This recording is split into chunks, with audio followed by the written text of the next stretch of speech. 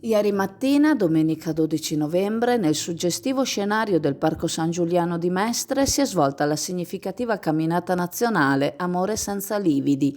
L'evento, parte integrante delle iniziative del Novembre Donna 2023, ha attirato circa un centinaio di donne, determinate a marciare insieme per sensibilizzare sulla lotta contro la violenza sulle donne. Organizzata da Flavia Brazzoduro, istruttrice del gruppo Nordic and Fitness, con il sostegno della Presidenza del Consiglio Comunale di Venezia, la camminata ha avuto un duplice scopo: promuovere la consapevolezza e raccogliere fondi destinati al Centro Antiviolenza del Comune di Venezia, un'iniziativa che ha unito simbolicamente il territorio veneziano a una causa nazionale, con circa 20 gruppi in altre parti d'Italia che hanno aderito all'evento. Il percorso, che ha preso il via dal pattinodromo del parco, ha offerto due alternative di cammino, una di 5 km e l'altra di 8 km, coinvolgendo anche partecipanti collegati online.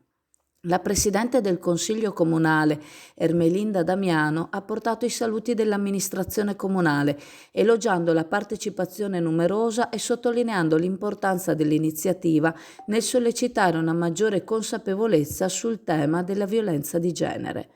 Durante il suo intervento, Damiano ha evidenziato il ruolo cruciale del Centro Antiviolenza del Comune di Venezia nel supportare le donne vittime di violenza. Ha reso omaggio alle operatrici del centro, sottolineando la loro assistenza lungo tutto il percorso delle donne, persino nei casi più drammatici. La Presidente ha annunciato con orgoglio l'obiettivo di aprire nuove case rifugio, rispondendo all'aumento delle richieste nel corso degli anni. Damiano ha sottolineato come, oltre al supporto immediato, il Centro Antiviolenza lavori per inserire le donne nel mondo del lavoro, riconoscendo la fondamentale importanza dell'indipendenza economica per le vittime. Ha enfatizzato che il territorio veneziano offre una vasta rete di sostegno, composta da operatori, forze dell'ordine, avvocati, associazioni e cittadini sensibili.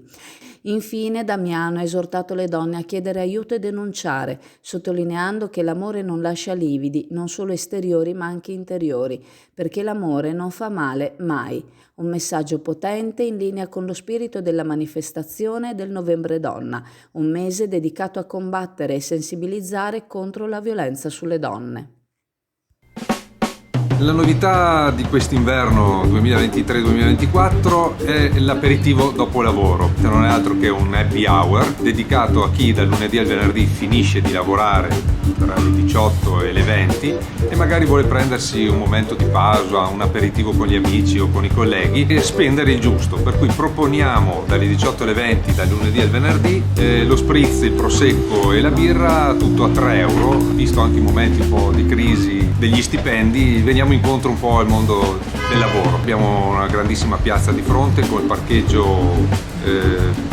accessibile a tutti, oltretutto anche il sabato e domenica nel dopocena per i nostri cocktail, i nostri drink.